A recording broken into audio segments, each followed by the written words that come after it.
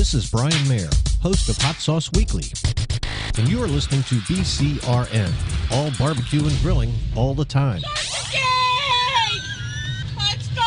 We'll do it live. Okay. Well, do it live! I'll write it and we'll do it live! So to get that perfect barbecue, you use wood. Are you sure it's safe? Whatever. We put the lighter fluid on, strike the match, and... Oh! Should we call the fire department? That might be a good idea.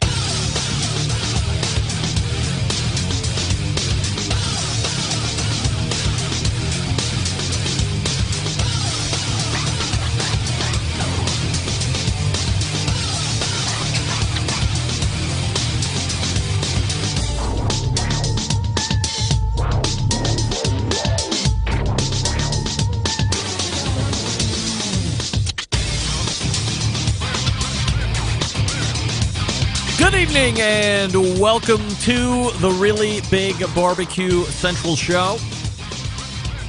This is a show that talks about all things important in the world of barbecue and grilling, originating from the Rock and Roll Hall of Fame city of Cleveland, Ohio, the barbecue capital of the North Coast. I am your program host, Greg Rempe. Happy to have you aboard here for your Tuesday evening's live fire fun and frivolous show. Should you see the need to jump in through the phones or the emails, here's how you do that. You can get in touch with the show by calling 216-220-0966. Email Greg at the BBQCentralShow.com. On the Twitter and Instagrams at BBQ Central Show. Anything else you want to find out about the show can be found at the main website, thebbqcentralshow.com. And here's what's happening in case you get the newsletter. It is the second Tuesday of a month, and that brings a visit from one of the most popular barbecue and grilling websites on the face of the earth, and a freshly minted BBQ Hall of Famer, although longtime BBQ Central Show guest Hall of Famer Meathead from AmazingRibs.com will be joining us and talking to us about how life has changed for the better, how the endorsement deals are starting to roll in one after another, revenue increases to AmazingRibs.com and respective brands, the whole lot that comes along with being a BBQ Hall of Famer. Meathead will regale us. We will also talk about the upcoming holiday Juneteenth on June 19th, what that's about, and if you're not normally a celebrator of that, why you should celebrate it. And we'll also give you a menu that you should be preparing for Juneteenth as well. So that's Meathead carrying the balance of the first hour, and then we will move to the second hour. He was a guest last week. We ran into some technical hurdles right off the bat, and for a number of minutes into his segment, which cut it short. So I thought we would have him back on so we can continue our conversation about his book called Black Smoke, amongst a number of other topics, not the least of which is going to be earth-shattering. It's going to be controversial. It's going to be all of those things because it's uncomfortable and nobody really wants to talk about it, but we are going to talk about it. Adrian Miller and I will be discussing race relations in this country in 2021 as it sits right now, after we get done with the book talk, which is most important, of course, and then we will figure out how we can continue to mend our racial relations and encourage our racial relations in a positive way, and how we might foster that from the very beginnings. It's tough. I'm not going to lie. It's something that continues on and on, depending on who you ask, has hardly gotten better. We will have those really uncomfortable conversations with Adrian Miller in the second hour. So, that's what's happening this evening. Meathead and Adrian Miller, and if Adrian doesn't carry most of the second hour, never you worry, because I have passages that I am behind on with the reference book, Processing, Cooking, and Buying Horse Meat for Human Consumption. We need to catch up with those. So if we have a little time on the back end, I will go ahead and let you know about all of that. At least one passage. We got to catch up. We're way behind on that 17-page, well, almost 17-page monster book by Leon Kenny, who we all have come to know and love over the last many months as I've been playing along with the Horse Meat book.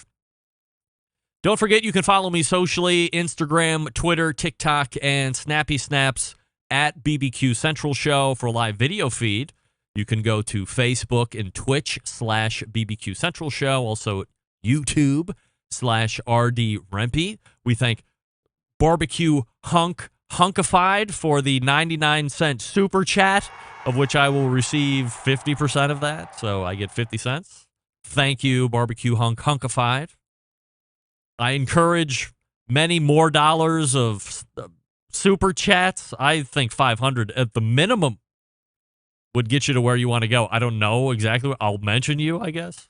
But I'll only get 250, so I would recommend if you're going to donate 500, why not do 1,000 so I can get to keep 500, and then you can write off the other half. That's what you do. Just write it off. Now, here's the question that I got quite a bit. I'm also getting it in the instant feedback right now. Greg, why did you take the video from all sources down last week? I'm not going to get into the particulars, but if you listen to the show, and while the show is happening, I really try to actively listen, but sometimes I get ahead of myself, and I'm not listening to what I'm saying. I'm just hearing it, but I'm not listening. Or is it I'm listening, but I'm not hearing it? I forget exactly which term I'm supposed to use there. But Wednesday, I was getting in the shower, get ready for work. I was listening back to the first hour, and boop, there it was. And I said, I did not just say that. So I quickly turned the shower off, scampered down into the production studio, and edited the audio on the podcast feed. And since I don't have any video of editing capabilities, I made the snap decision to take down the videos because I wasn't comfortable with the mistake that I made.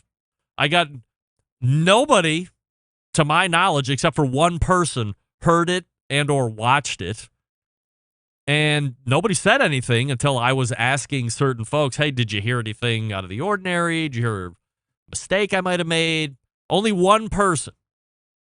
And that was just me soliciting. It wasn't like, hey, we heard you. No cancel culture, none of that. Nothing. I did it on my own. I didn't like the mistake that I made, so I just took everything down and I edited the audio, and that's it. That's why you don't see it. But you get the podcast feed, and it's great and wholly unedited except for about 1 second. Also, many of you were asking about the Hall of Fame leak reference that Sam the Cooking Guy mentioned during our segment last week. I will say this, I have a whole take loaded at the top of the second hour. So make sure you stay tuned to hear who goes on blast because of someone's inability to keep their fat yapper shut, or their inability to read, or they just don't care about rules and directions and go rogue, posting like an irresponsible human being, like a lot of people do these days. I got you covered. All will be revealed in about an hour.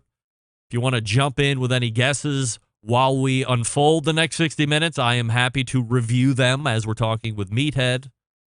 We'll see who's right and who's wrong. Also, many of you emailing over the past week, calling Rusty Monson's removal from the American Idol Barbecue Central Show edition, now in its second season, a complete and utter travesty. Get that big stuff out of here. I'm going to tell you like this. If you think that Rusty got jobbed or hosed or done wrong or railroaded, evidently you should, 1, join the growing club that feels the same way you do. Number 2, vote for Rusty next time because you didn't do a good enough job this time around. And number 3, and I can't stress this enough, especially when it comes to these singing competitions, both real singing competitions that you see on television and really bad imitations of those really good singing shows that you see here on the Barbecue Central Show, now for its second season. Encourage Rusty or any contestant in this specific show to stop being such an artist and embrace the trappings of selling out. Remember, this is a singing contest. You either play to win or you play to sleep at night and maintain your artistry, and then you find yourself not being able to sing in the third month or the fourth month. You will get voted out before everybody else. You play to win the game. Learn to love it. Be better. That's my advice to everybody that gets voted off American Idol Barbecue Central Show Edition. Be better than you were this time around, getting voted off before everybody else. If you think Rusty got jobbed, join the club. But he sang Bananas and Blow by Ween. Does anybody know that song?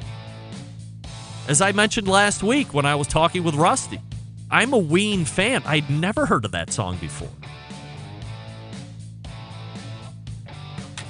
Just a little advice as we potentially start game planning Season 3 of American Idol Barbecue Central Show Edition. Maybe newly minted BBQ Hall of Famer Meathead would like to join the contest next year. I guess we'll ask him right off the bat. Before we do that, let me talk to you quickly about Yoder Smokers, who we're looking to do an interview with here shortly. Yoder Smokers designs and builds all of their products right here in the States, and building pride through craftsmanship and world-class customer service is both the backbone of how the company was built. This approach translates into what can truly be a bespoke-style product that elevates gatherings with friends and family, and they're honored to have a trusted place in the backyards of America. From pellet grills to wood-fired fuel offset pits and charcoal grills, consistent blue ribbon flavor has been synonymous with Yoder Smokers' name. Make no mistake, Yoder Smokers flavor-driven design is unique to each style of pit, and our team has developed their cookers to perform time and time again while outlasting the competition for generations to come. It's this generational thought that's rooted in the handmade products and defines the integrity of core value. American-made quality, endless flavor, the benchmarks of Yoder Smokers. You can visit them online and pick up your own right now. Yoder Smokers, plural, yodersmokers.com, and grab yours today, or just peruse the offerings and start sending out those little lines for Father's Day if you want, or Mother's Day, or whatever day you have coming up. You want a Yoder Smokers? Yes, of course you do. Here we go. Meathead coming up out of the break. Stick around. We'll be right back. You're listening to the #1 most downloaded barbecue and grilling podcast anywhere. The BBQ Central Show.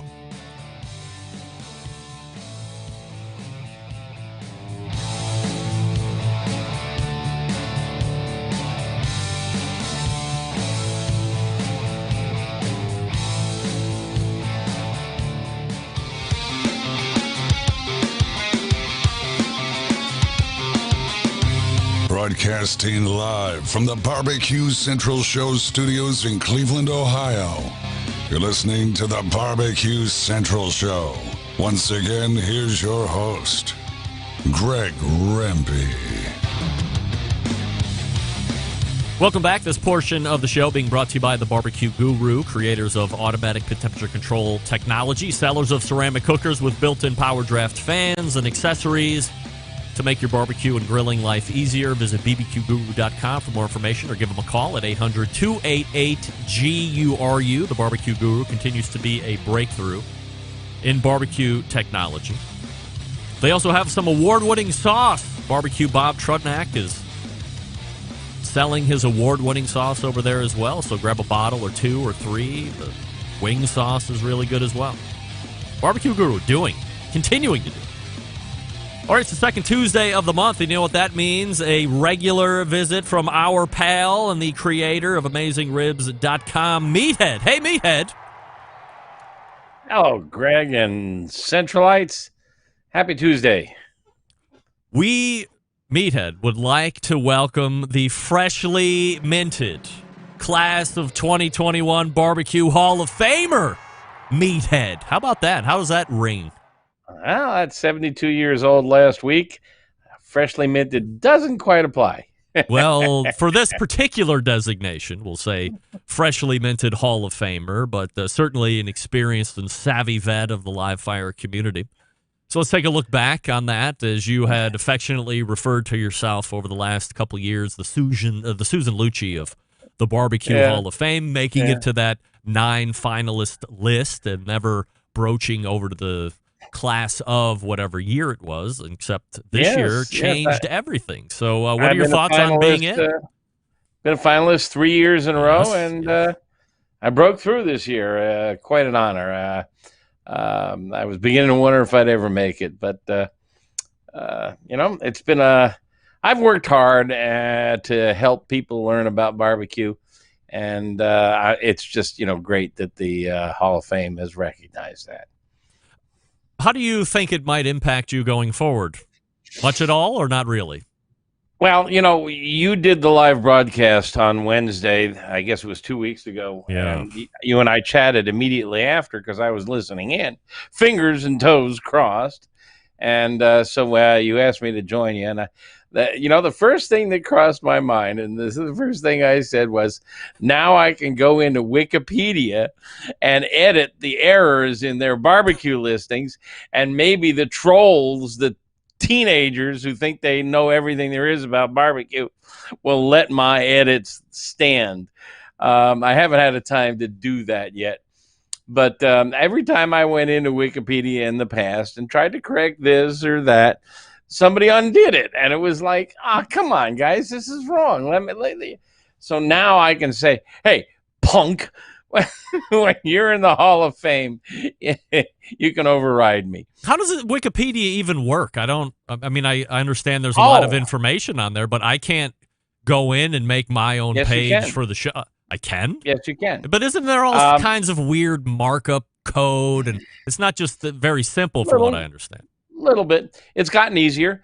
If you go to Wikipedia, up in the right-hand corner, you'll see some buttons. And if you follow your nose, you can figure out how to get registered as an editor. Mm-hmm. And then you can go into an article and edit an article. And, you're asked to explain why you've made a change and whether it's a substantial change or a minor change.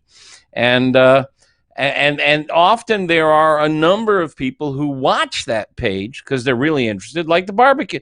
If you go in and look at the page about barbecue or ribs or whatever, there's a definition, and much of it is true, and it's better today than it was a year ago and a year before that and so on.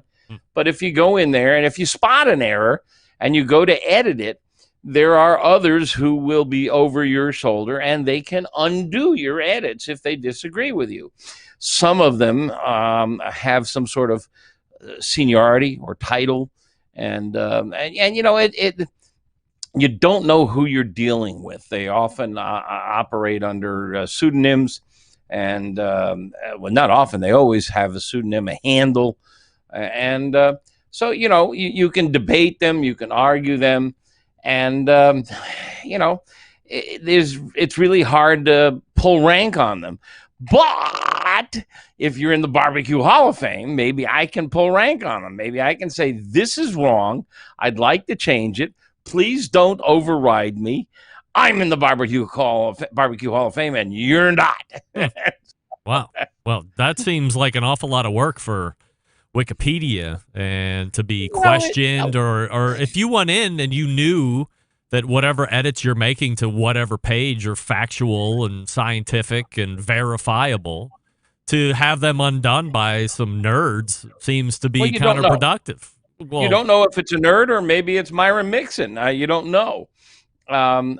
Usually it's not. Usually there are some people who have nothing better to do than spend hours every day editing pages on Wikipedia. It's a well-known fact. Hundreds, thousands of them. That's their livelihood. Some of them are college professors. Some of them are high school kids.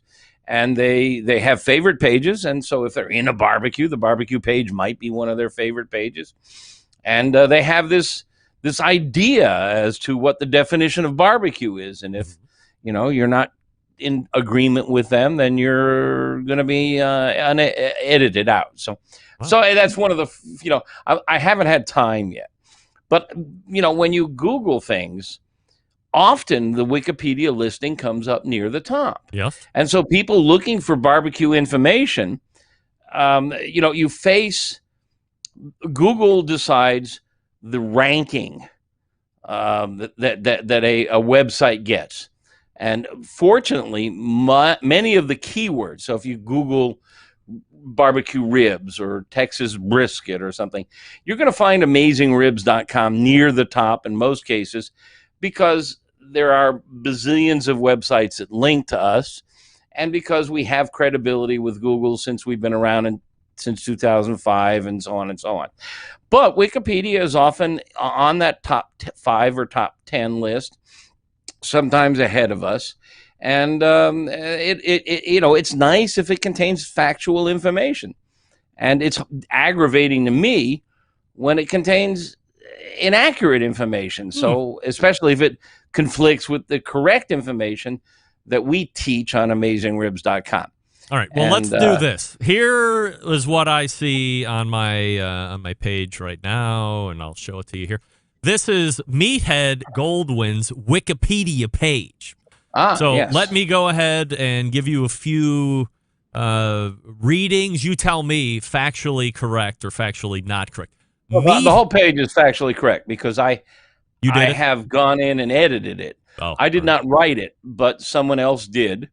And I talked to them and I said, gee, can you change this, that, and the other thing? They said, okay. And I've gone in and I've edited it. So it's accurate. I mean, I'm pretty much all accurate. The issues that I have is not with the page for me, is the page for barbecue and ribs and brisket and grills and smokers and all of those words. Well, this was your particular Wikipedia page must have been updated here over the last couple of weeks because it does say that in 2021 he was elected to the BBQ Hall of Fame as the 40th member. And then all the other stuff that we already know about you. I wonder how that could have happened. There does appear. I wonder how that could have happened. Is your phone ringing, Meathead? Come on. Yes, it is. First time on the show? How dare you? That should go right on to the mute. Is that anybody famous we need to know about? I've been trying to reach her for days. Anybody famous? I said it's my niece. I've been trying to reach her for days. Oh, all right. Wait. The BBQ Hall of Fame does not have a Wikipedia page. Oh, no, really? No? So, that's great. All right. Well, maybe if somebody's listening and they have too much time on their hands and they want to make a Wikipedia page for the Barbecue Central show, you can get in contact with me and I will pay you upwards of $20 to create that page. Well, there actually are companies. Yes, I know, but you have to really pay them. I'm not going to do that. There are companies whom you can, because there is a style and rules and techniques for creating a page in Wikipedia, many of which are very good. I mean, they're an attempt to make sure that Wikipedia is correct. So you could dive in yourself and create a page, but it's likely you would step across the line on a couple of places. Sure. And somebody would slap your wrist. So what you can do, although it's frowned upon, is search around with Google and find somebody who will create a Wikipedia page for the Barbecue Central show or for Greg Rempe or both, and then you can have input. And then the Wikipedia majordomos will look at it. They'll decide if it's good or not, and so on. God, I feel like I'm trying to rush a fraternity or something. I almost turned off by the whole process before we've even gotten started. However, if somebody wants to do it for almost free, I'm willing to give you all the facts and not pay you very much. All right, so anything else from a Hall of Fame perspective, Meathead, that you want to talk about? Any of your classmates or other Hall of Famers that have gotten in years past? I'm going to take one to task to the highest order, top of the second hour, and may remove him. He's not in the guest Hall of Fame anyway, so I'll leave it at that. Well, I've been having fun. It is useful for business. It is an honor. More than anything, it's an honor. Sure. I mean, there's 26 living members. And if you look at the list, it's really an impressive list. And I'm being inducted in my class with a pretty august group. I mean, most notable is probably Arthur Bryant, now deceased, but the founder of the Arthur Bryant restaurant, which is perhaps the most famous barbecue restaurant in America. Calvin Trillin, the brilliant author, called it the best restaurant of any kind, restaurant in America. Mm-hmm. And then across town, his frenemy, if you will, the other pillar of Arthur Bryant's is in Kansas City. The other pillar of Kansas City barbecue is Gates Barbecue, and Ollie Gates got in at the same time as me. So Arthur Bryant and Ollie Gates, and then Rodney Scott, the pillar of barbecue in Charleston, South Carolina, and one of the great whole hog cookers, also got in this class. And then finally, Lytle Bridges Cabanis. I think it's pronounced Lytle, Lytle, maybe Little. Lytle Bridges Cabanis, who took over her husband's restaurant, Bridges Barbecue, in Shelby, North Carolina, many years ago. Her husband died, she died, and it went on to her daughter. I don't know who's running it now, but I understand it's legendary in North Carolina, and we have a woman pioneer in the barbecue world. So that's the 5 members of my induction class, most august. And since there was no ceremony last year because of COVID, there'll be a dual induction, 2020 and 21.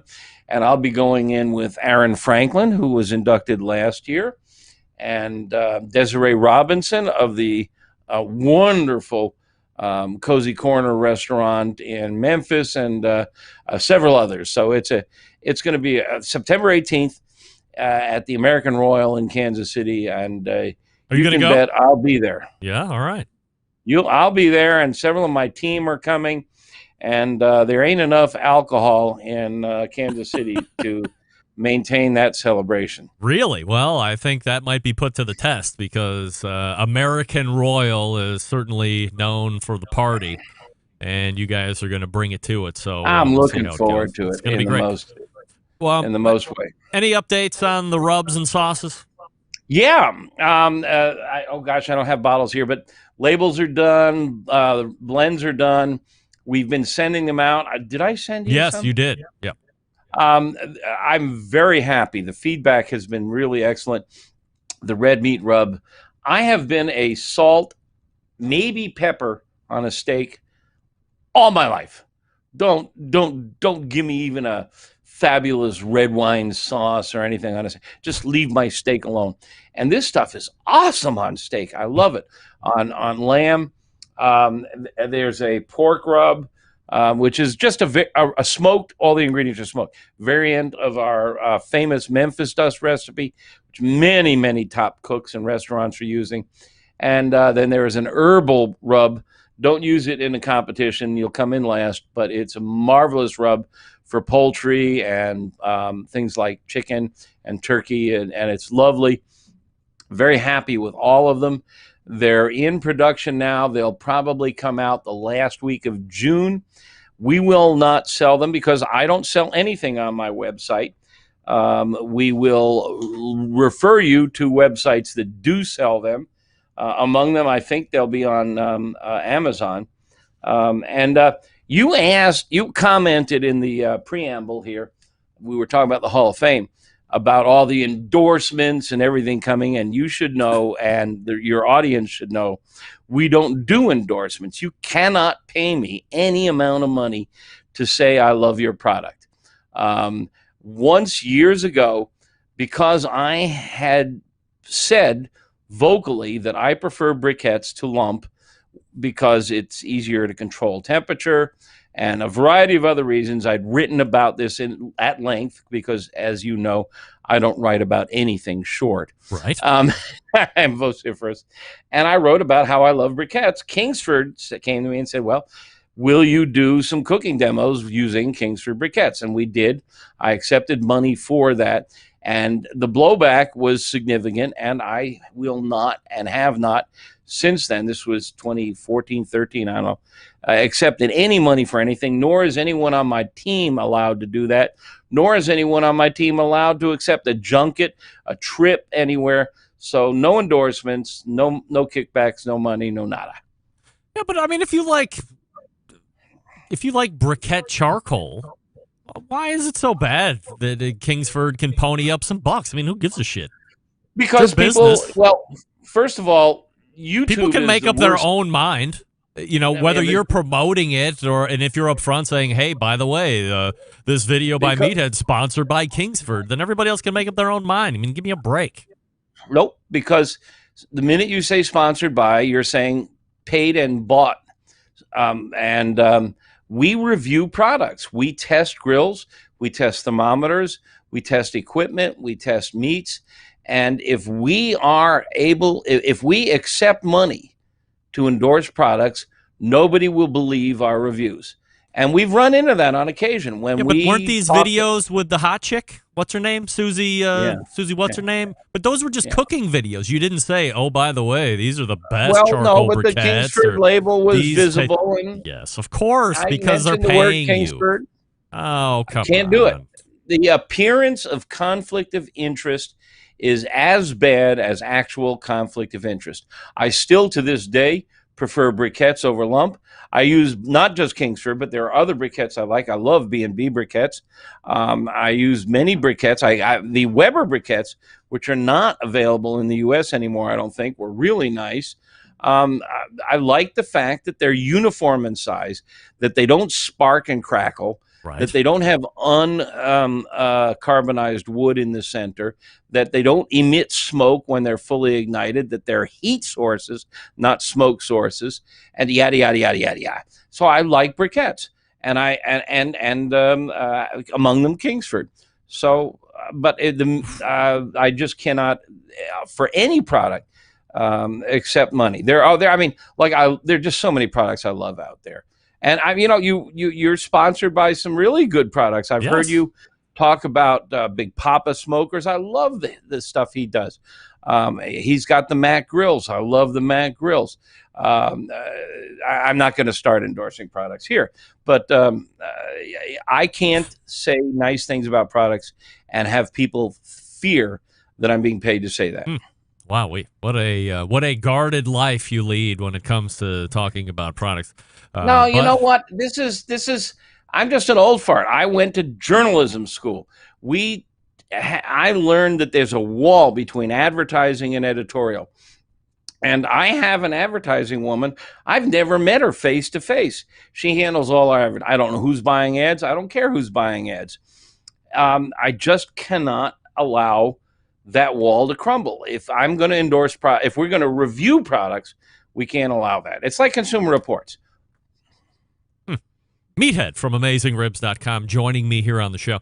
Meathead, we're going to step away just for a second, and then when we come back, we will pick up with a Derek Rich's rebuttal, as you had mentioned, and then we will talk about the upcoming holiday, Juneteenth. We'll get a little history lesson on that and a menu suggestion on that as well. So stand by, Meathead. We'll be right back with you, and I will quickly talk to you about somebody that Meathead just mentioned. Big Papa Smokers. That's right. The one-stop online shop for all things barbecue and grilling. A curated selection of only the best outdoor cooking and grilling supplies will get you on the path to better barbecue results in no time. Everything on the website has been Pitmaster approved by Sterling Big Papa Ball himself. From the award-winning rubs and sauces to the American-made grills and smokers, Big Papa has everything you need to be a better outdoor cook. 13 perfectly balanced flavors of rubs and seasonings like Sweet Money, Cattle Prod, Cash Cow, Double Secret Steak Rub, and the list goes on. Also, a sauce you should be trying. They own Granny's Barbecue Sauce. If you're looking for a new go-to barbecue sauce because you're displeased or off-putted by what's existing out there on the market, give Granny's a try. Great all by itself. Or you can also go ahead and doctor the Granny's up. Use it as a base, and then change what you will or add what you will. It's great. You'll find Granny's barbecue sauce and other top-rated barbecue sauces as well over on the website. Aside from the premium selection of those seasonings and sauces, they also offer the very best pellet charcoal and wood cookers available today. If you're looking for a versatile smoker that's easy to use, like Meathead said, check out that Mac 2-star General pellet cooker. Big Papa's Smokers, the exclusive Mac dealer, even offering special packages. Not a fan of pellet smokers? All right. Take a look at that Old Hickory Ace BP, the only charcoal smoker that Big Papa trusts on his competition trailer. If you're not sure of what grill you need, give them a call, ask questions. They'll make sure that you pick the right one, 877-828-0727. That's 877-828-0727, or shop their website at bigpapasmokers.com. That's BIGPOPPA, bigpapasmokers.com. We are back with more Meathead right after this. Stick around. We'll be right back.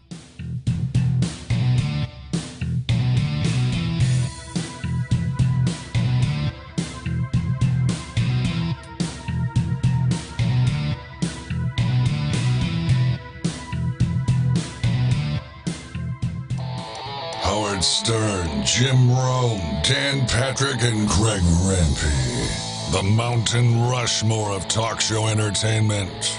Now, let's get back to the BBQ Central Show. Welcome back. This portion being brought to you by cookinpellets.com, COOKIN, cookinpellets.com, your number one source for quality wood pellets for all your pellet-driven cookers. Visit cookinpellets.com for more information or to purchase. You can also visit amazon.com to buy as well. Everybody experiencing success in the live fire world, not the least of which those folks over at Cookin' Pellets, Chris Becker and the gang, appreciating their support as always. And we are back with Meathead from AmazingRibs.com, your 2021 BBQ Hall of Famer. But way before that, Meathead, a BBQ Central Show guest Hall of Famer. So no thanks, Hall of Fame. I recognize talent right off the bat.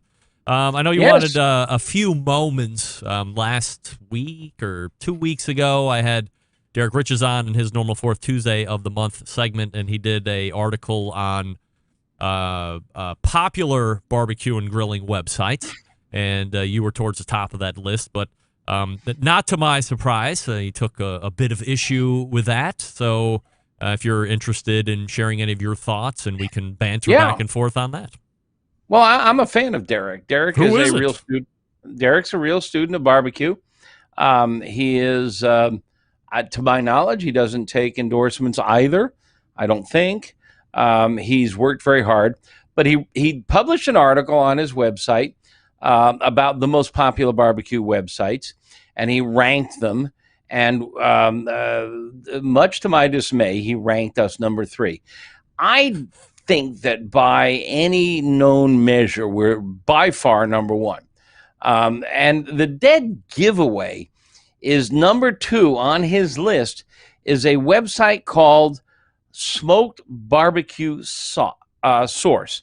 Smoked Barbecue Source. Everybody out there who's been to that website, raise your hand.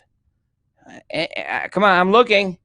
I don't see any hands in there. I've been in and around the barbecue world for quite a few years. Now that you mention it, I'm in the Hall of Fame. I've never heard of these guys. They're more popular than AmazingRibs.com. Last year, according to the one and only source that matters, Google Analytics. Google Analytics works. You put a little sliver of code on your website, and Google Analytics counts how many people come to your website and how long they stay there and how many pages they visit and all that stuff. And that's crucial information to anyone who owns a website. There are other companies that guesstimate how many people come to our website or others, but it's always a guesstimate, and they don't have an accurate way to measure. In the past 12 months, we've had 9 million visitors to AmazingRibs.com, and they have viewed 25 million pages.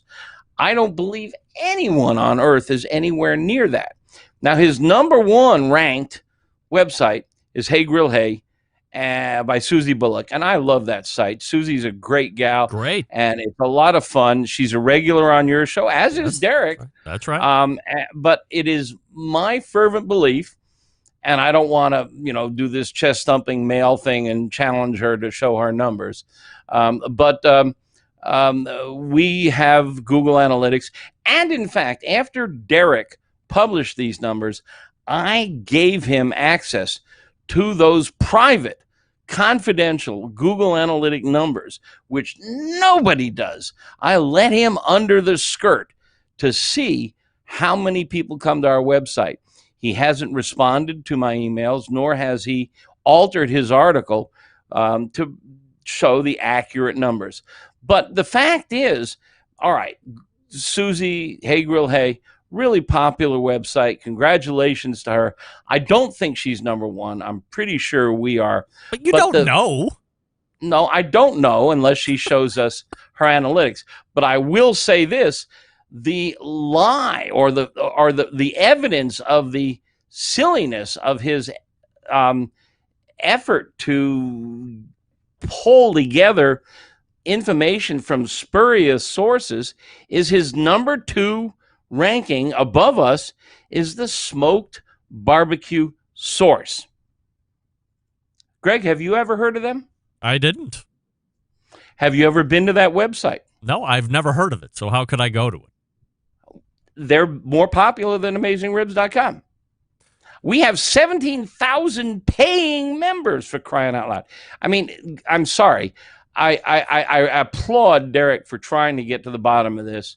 But until he actually sees Google Analytics, please disregard that. And the only reason I would dispute it or bring it up here is that advertisers will Google what's the most popular barbecue website, and they might find this stupid article and think that we are number 3. But can't those advertisers use the same methods that he used and come up with the same results? They can. Then that's not Derek's fault. Well, no, if but he's if they using come free to, tools, advertising. But it would appear that it is beyond the pale for website creators or webmasters or keepers of traffic to just let people into their Google Analytic accounts. I mean, is there a security issue there? Media buyers who want to know our traffic numbers, all they have to do is ask. We will either give them limited access or send them PDFs exported directly from Google Analytics that we can't alter or whatever. We can give them accurate numbers. And had Derek asked me, I would have been happy to share with him. So, with all due respect to Derek, who does test grills, review grills, write about barbecue with a great degree of intelligence, this article is bogus. Your belief, bogus. I'm trying to be a devil's advocate here. No, you're absolutely right. But it's my belief the barbecue source, smoked barbecue source, is more popular than we are. Do you see what I'm driving at, though, Meathead? Do you see what I'm driving at? No, I'm just going to accept whatever Derek did. But no, at face value. But if you are the only one giving him access to Google Analytics, now look, let me be fully transparent here. As someone who has a website but could care less about traffic because I have a podcast, and website is different. Window dressing, right? So I don't know all the inner workings of all of this stuff, but set that aside here. I just want to make sure you understand my limited knowledge here. But if nobody else, or it is highly uncommon for other website folks to give their Google Analytics information, wouldn't you then be number 1 by default? If nobody else is sharing, even if their numbers are 40 times yours and they just choose not to share. If anybody wanted to create an article on who is the most popular barbecue and grilling website, I would have sent them our analytics. No question. If an advertiser wants to know how many people come to our website, my ad gal sends them our analytics. No question. We don't let people normally under the kimono, but we can do that. I mean, it's not. I'm sorry, SEMrush and Alexa which is not the same as the Amazon gadget you talk to, are just I wrote a little rebuttal article. Both services that he relied heavily upon are known to be inaccurate. So, and there are numerous articles on the internet that talk about this. So I'm just pointing out it's a nice try, but it's a mistake. Meathead from AmazingRibs.com joining us here on the show. Now let's transition out of that because I've got you nice and hot. So let's go ahead and transition to another topic. And the final topic for this evening, Juneteenth. And I'm wondering, do you have something to say? Oh, I was going to respond. Yeah, I mean, so I've been go ahead. What do you know about Juneteenth? And like, do you have any type of bit of history lesson you can give us for those that aren't familiar? Well, first of all, I believe I'm being followed here tonight by one of the great authorities on the subject, Adrian Miller. Okay. So I've got to be careful. Second of all, I'm white. Yes. But I did learn how to barbecue in an open pit in Gainesville, Florida in the 1970s from Y.T. Parker, an African-American. I used to go into this little joint in the African-American neighborhood to get barbecue, and that's where I fell in love with barbecue. And YT and his buddies took me under their wing, this young college white guy, and let me go out back to the pits, and they showed me how to cook in an open pit. This was a hole in the ground. And eventually the city gave him grief about health, so he built a cinder block pit. And I learned to pit barbecue from these guys in the 1970s. So that's my connection. And he knew about Juneteenth. He didn't make a big deal of it. But I heard about it first from him. And so I've been aware of it. A lot of people last year first heard about it because it was popularized through the media, and there was some political conflict over it. But it's becoming better and better known. And what it is it's a celebration of the appearance in Galveston, Texas by a General Granger. He came to Galveston 2.5 years after the Emancipation Proclamation. I mean, the slaves were already free. They just didn't know it in Galveston. They didn't know it in Texas. And it was 6 months before the 13th Amendment, which made it formal, was passed. And it was 2 months after Lee surrendered at Appomattox. So it was essentially for the slaves in Texas, the event of emancipation. Many of them called it Jubilee. And you can check all this, and I'm going to make a short shrift of what I know about it because I'm going to focus on the cooking. And Adrian Miller, whom you're interviewing next, is great. He wrote a book called Black Smoke, which I've read cover to cover, a marvelous book about the role of African Americans in the history of barbecue, which has not been very well documented until his book. But in any case, for Juneteenth, there's actually a website called Juneteenth.com, and I went there today, and they said, quote, "The barbecue pit is the center of activities on Juneteenth." So barbecue is central to the celebration of emancipation, which has spread well beyond Texas. And there's an interesting angle here, and that is red. Red has a certain degree of symbolism. The color red has a degree of symbolism surrounding emancipation. And so there are red things served at the classic Juneteenth meal. Among them, ribs with a red barbecue sauce, of course. And ribs are central. It's not brisket, even in Texas. I mean, I'm sure now many serve brisket, but ribs were the barbecue centerpiece. And a product called, which I never tasted, called Big Red Soda from Waco. I think it's strawberry flavored. You know it? Yeah, it's not strawberry flavored either. I don't even know. I would say more cherryish, but Okay. Big Red. The I fruit think flavor. it kind of falls in line with cheer wine, kind of a flavor Okay. too. If you've ever had that, but yeah, Big Red, big down in Texas for sure. Yeah, I've never had it. I yeah. hear that cherry also, flavor. if you can't get it, that red lemonade is popular. But and then of course watermelon. And now we're stereotypes here. I mean, watermelon, ribs. I mean, this is African American stereotyping, but I mean, there is part of the celebration. It often goes to goat, fried chicken, catfish, of course, pickles and the whole 9 yards. So it's a big celebration in any case, and it centers around barbecue. And, whether you're black or white, wow, it's a holiday for barbecue. Yeah. And it's a holiday to celebrate emancipation and equality. So I'm all favor of all of these things. And I think it's an opportunity for all of us to just break out the grill. What menu would you be putting together? Well, I would, I have a great love of history, and I've written a lot about history on AmazingRibs.com. So I would love to follow the classic menu of ribs, some sort of red drink. Now, in my house, it would probably be red wine. Yeah, right. And, maybe watermelon.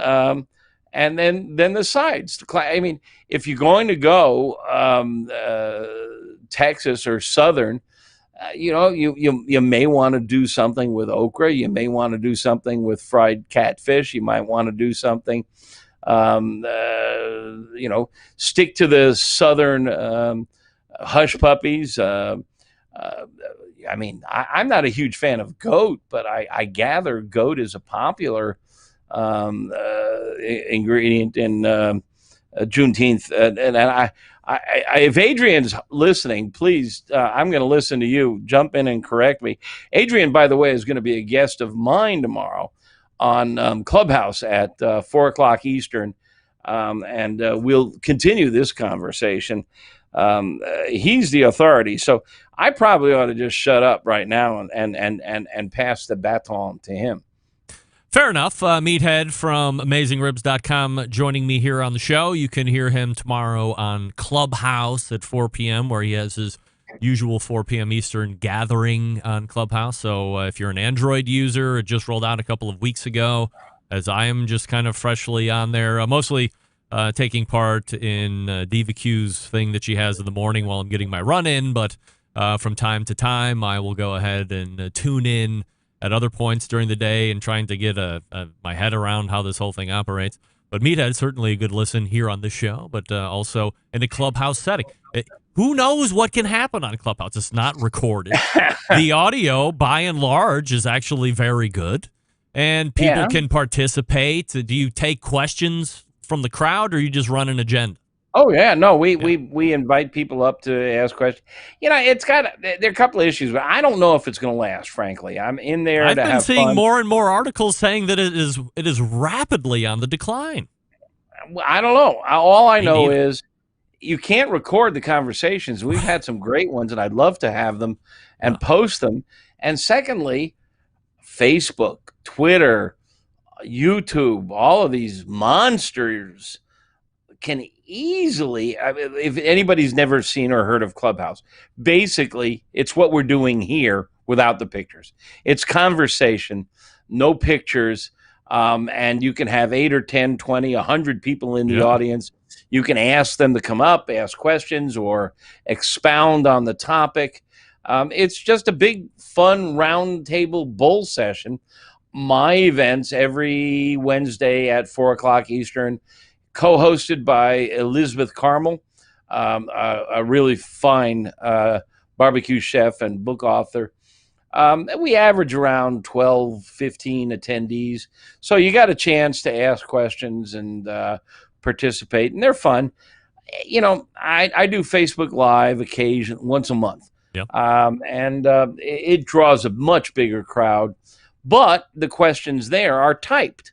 They're not asked verbally. And I think that will certainly change now that Facebook has seen the success of Clubhouse. So whether it's going to last or not, I don't know. But I'm having fun with it, and if you want to come in tomorrow, we'd love to see you. Check them out at 4 p.m. on Clubhouse. Get it on your iPhones, get it on your Androids, and everything in between.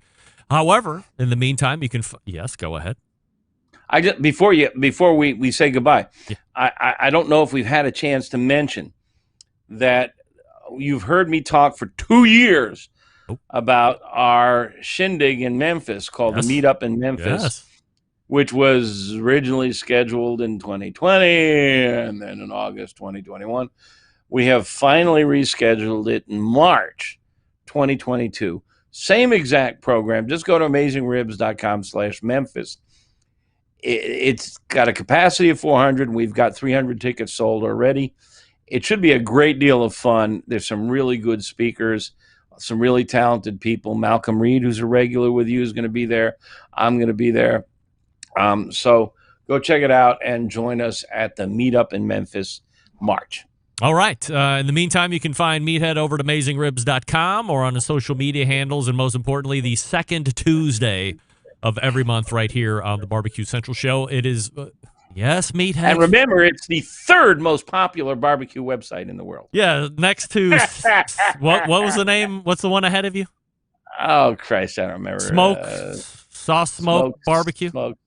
Smoke something or other. Smoked sauce barbecue I went is there and better I looked up, they had a page about us. You can go there. Yeah, they have a page on the stall while I was looking up the stuff. Smoke. It's called the Smoked Barbecue Source. Smoked Barbecue and Source. If you go there, you can read the page about us. And I'm sure they're hardworking, earnest people. I've never heard of any one of them. We might have to do our own expose on the Smoked Barbecue Source. There we go. All right. You can find Meathead right here on the second Tuesday of every month. Meathead, always appreciate the time. Thank you so much. Always great being with you and the Centralites. Thanks a lot, guys. We'll see you next month. All right. It will be in July that we will see Meathead, if you can believe it or not. Wow. This year flying by. 2021 rapidly coming to a close. Everybody laughs at me when I say it in January, but look where we are now. Through the middle of June at this point, and it's not slowing down. All right, let me talk to you quickly about Primo cookers as we get ready to wrap the first hour. It is an oval shape, so you can do true two-zone cooking in this particular cooker. That's important to the folks over at AmazingRibs.com, the two-zone cooking stuff. You can put all the coals onto the right side. You can put meat on the uncoaled left-hand side. Bring it up slow. Do the low and slow. And then you can open up all the air on the top and the bottom. Let those coals get really hot. And then move the meat from the non-coal side over to the coal side. Finish it off. Get that sear going. And the hell was that? We just paused for a second. I got real nervous. You can also ramp it down for really nice low and slow. You know, when those ceramics get hot, they become very efficient. So you can keep heat for 12 hours, 20 hours, 24 hours. You had a Barbecue Guru automatic temperature control device. You could probably extend out from there because now the minutia of fire management is really being taken care of by a computer, not a human. They're made right here in the States. You can get precision-controlled manufacturing and the highest quality of ceramics. I've told you now about that lift hinge on the grill head, reducing the lift by 70%. It's now an 8-pound lift instead of a 35-pound lift. Precision-controlled top and bottom air controllers, set by numbers instead of finger and pencil widths. Upgrade kits are available. You can upgrade your existing Primo with all these new features right now. Visit your local dealer to see product improvements for yourself if you don't have one and you're ready to buy.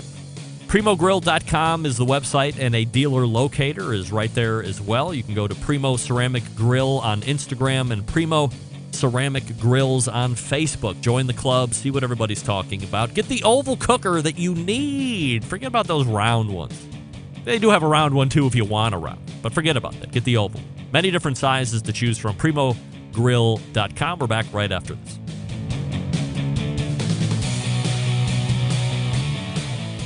Continuing to produce incredibly mediocre content in an exceptionally professional way. You're listening and watching the Barbecue Central Show.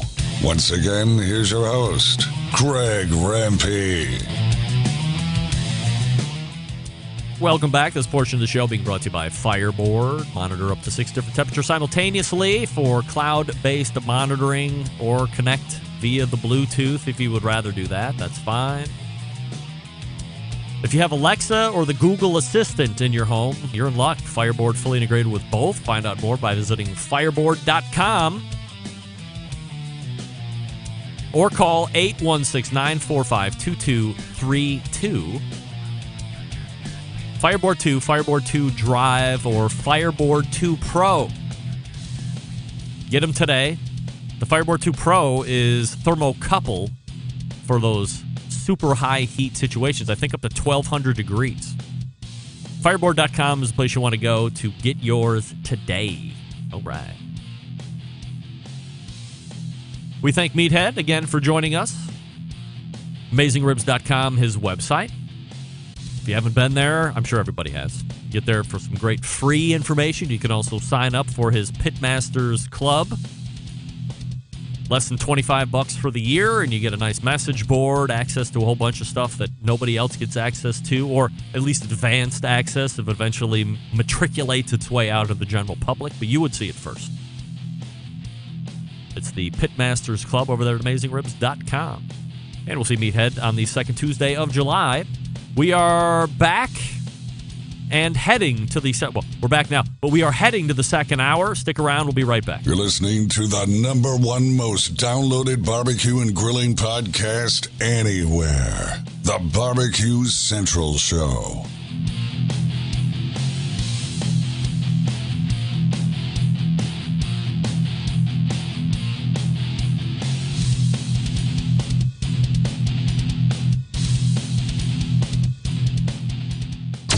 This is Brian Mayer, host of Hot Sauce Weekly, and you are listening to BCRN, all barbecue and grilling all the time.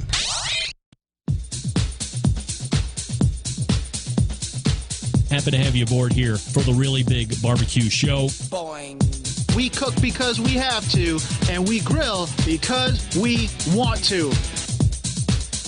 Hit me! Fine, how's it going? You have a great show. I'm a big fan. Boing. So what seems to be the problem here? This man looks like he's dead, and he's in the crackle. Charbono! It's all about the charbono, dude! Succulent fish. What? He ate 54 wieners. Oh, listen, Libertius, shut your face. I'm shaking like a dog shit peach seed. We have top men working on it right now. Top men. And just like that, we are into the second hour. Welcome aboard. It's the Barbecue Central Show. Getting into the second hour, if you've missed the first hour, shame on you. The good news is this. We're recording, so you can get the first hour live on podcast tomorrow. And then the second hour on Thursday, and I'll talk to you about Friday here in a second.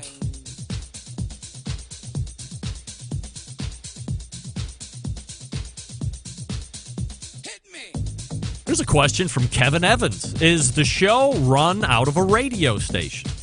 It runs much like a radio show. It always has bugged me since I watch on YouTube. Kevin, the show is not done out of a radio station. It on purpose runs like a radio show because it's a live show. Rarely will you find me doing an hour or an hour and a half long interview with somebody. It's just not the way I prefer to do it. I would rather you wanting a little bit more. I can ask some pointed, good, intrusive questions during the time together in those interview segments. And if it's good, we can always run back. That's why we have a stable of recurring guests. That's why we have quarterly guests. And then we have your sprinkled through new guests throughout the year. You know, all the way back, Kevin, initially, the goal of the show when I started doing it live on internet radio, whatever that means, was to be able to The goal was setting it up like a radio show because I thought for sure somebody was going to see my talent and want to put me on syndicated radio across the country for 3 hours on a Saturday. I was destined to happen. Fame and fortune and adulation and all that stuff. However, it wasn't the case. And I've just kept the format like that. And I prefer to do interviews like this. If it was just a straight podcast, it would probably have a different feel to it. No doubt about it. But it's a live show. And this is how we've kept the format. The format has changed here and there a little, but by and large, mostly the same structure. And don't worry, I'm not taking this in a bad way. I certainly appreciate it. I'm glad you are able to recognize what a professional show sounds like. Don't forget, you can follow me socially on these Instagram handles at BBQ Central Show, on Instagram and Twitter and TikTok, Snapchat / BBQ Central Show on Facebook and Twitch for a video feed, also / RD Rempe for a feed on for a video feed on YouTube. Coming up on the best moments of the BBQ Central Show in 10 minutes or less this Friday, episode 180 from June 2012, featuring the first Tuesday of the month regular guest, not Malcolm Reed, Sam the Cooking Guy. You know, I've been a huge, big, major honk for chorizo sausage over the past number of years. It's one of the main ingredients in my favorite Mexican dish ever, chori pollo. But back in 2012, when I was having my then second interview with Sam the Cooking Guy, I was not on the chorizo bandwagon as I listened back to that show. I didn't really know anything about it. In fact, we spent a tremendous amount of time talking about a simple chorizo cream sauce that he was making at that point, amongst many other things. But Sam said, hey, you should have chorizo in your refrigerator. It should always be something that you're reaching for. You should keep this chorizo cream sauce always ready to go. Goes good on a number of different things. So back in 2012, I wasn't nearly as enlightened on chorizo as I should have been. But I am now. I love it. I mean, who's been a bigger proponent of chori pollo than me? Nobody. Chori pollo, everybody. Margaritas 50% off. Free guacamole. Love chori pollo. Don't forget, if you want to hear a guest or segment again that has been lost in the archive somewhere, email John and let him know what you would like to hear. Jon, John at the BBQCentralShow.com, and he will do his best to put something together for you. And don't forget, this Friday we'll have a Sam the Cooking Guy best of. And then there's this. You know, I don't ask a lot in my life. I'm a worker. I like to work. I like to work for a company. I don't have to be the boss guy. Nothing like that. I like to be behind the scenes and get things done most of the time. But sometimes I like it when I have something that nobody else has. An exclusive, something just for me to bring to you. And in this particular instance, it has been the exclusive reveal of the BBQ Hall of Fame finalists and ultimately those who actually get inducted into the BBQ Hall of Fame this year. It's an exclusive thing, which is why it makes it special. If everyone knew in advance who was getting into the BBQ Hall of Fame, or who the final names, those final 9 names are, before we even know who gets into the BBQ Hall of Fame 3 weeks early, there would be no reason for me to continue to partner with the American Royal on those 2 special shows that we have now done for the past 3 years. This was the... So if somebody knows, or if somebody can tell me why in the sweet hell BBQ Hall of Famer, famous Dave Anderson, would want to rip that joy away from me, I would love to know. Dave posted on his Facebook page the names of all of the Hall of Famers, 15 minutes or so before we did the live reveal on this show now 2 Wednesdays ago, which in all facets ruined the announcement of the show. Not exclusive anymore. Not breaking news anymore. Not a secret anymore. As Sam the Cooking Guy said last week, it's only a secret if nobody knows. And the minute you tell one other person, it's not a secret. Why would he do this? What have I ever done to famous Dave Anderson to have him blast me in the package like this? I mean, last week or 2 weeks ago or the week before that, whatever it was, I went on to say that it was a travesty that he was in one of the worst barbecue shows ever on the Food Network a number of years back, and he snapped his stick running to the reefer truck in order to fetch his victuals. Now I wish he would have snapped both legs. Get that big stuff out of here. So what happened? Was it a PR hack for famous Dave that did it and secretly run Dave's Facebook page? But I don't think that's the case. Did he just blow by the instructions sent to him from the American Royal on when to post the promo material? What was it? Because I'm operating under the impression here that if this info was shared to the other Hall of Fame members earlier 2 Wednesdays ago, that there had to have been some kind of instruction on when they were allowed to share this information. Specifically after 3 p.m. Eastern, or perhaps 3:30 p.m. after. And yet, there it was, all the names, all the faces, spreading around the internet 15 minutes before the big reveal, like a fresh batch of herpes. Who does such nonsense on purpose? And if it was done on purpose, then, or if it wasn't done on purpose, who's in charge of your social postings, Dave? And does the person know how to read? Because I know there were instructions. Can't you people leave one thing for me? Do you have to rip everything from me in order to be first? Let me have it. I cultivated it. I was the person that got the Hall of Fame to reveal all of their processes, reveal the names of the committee members, reveal how the voting takes place. And my reward is to have famous Dave Anderson scoop me on my big day? Dave, how dare you? How dare you? And that's what happened. Because people were bombarding me with tweets. Words out. We all know who's in. Guess what? That screws me. I was playing hooky from work Wednesday. Think my boss knew that? No. You think he knows now? Yes. Formerly employed Peterbilt salesman Greg Reppy right here.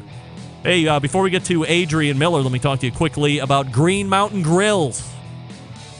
A couple different lines to choose from. A choice line if you want to save a couple bucks. If you don't need all of the stuff that comes along with a lot of the technological pellet cookers out there these days, get the choice line. Big cooker, Jim Bowie. Middle cooker, Daniel Boone. Good size either way. If you want the biggest one, Jim Bowie. Middle size, Daniel Boone. Both accommodate the pizza oven insert, so does the Prime Plus line. We'll get to that here in a second. But you like to be around the cooker. You like the feel of it. You want to see stuff. You don't want to be told everything. Fine. Now, if you want all the other gadgets, technology, so forth, Prime Plus line is what you want. It's got peek-in windows on the main cooking chamber and the pellet hopper. You now have Wi-Fi connectivity. You can download an app, control the grill right from your phone if you want to, make cooking temperature adjustments up or down. You can turn it off if you want to. You can set step-by-step cooking instructions, so if it hits a time or a temp, it will now go to step 2 or step 3. Technologically advanced like no other cooker out there on the market today. That's Prime Plus. Spend a couple extra bucks, get a little bit more of a robust build, 2 internal meat probe, the list goes on. It's up to you. What kind of cooker are you? Pick the right one. Sold by dealers. So go to greenmountaingrills.com, find a dealer nearest you, and then they will educate you. You will find the cooker that's right for you. You will take it home. You'll be successful right off the bat. It's a win-win.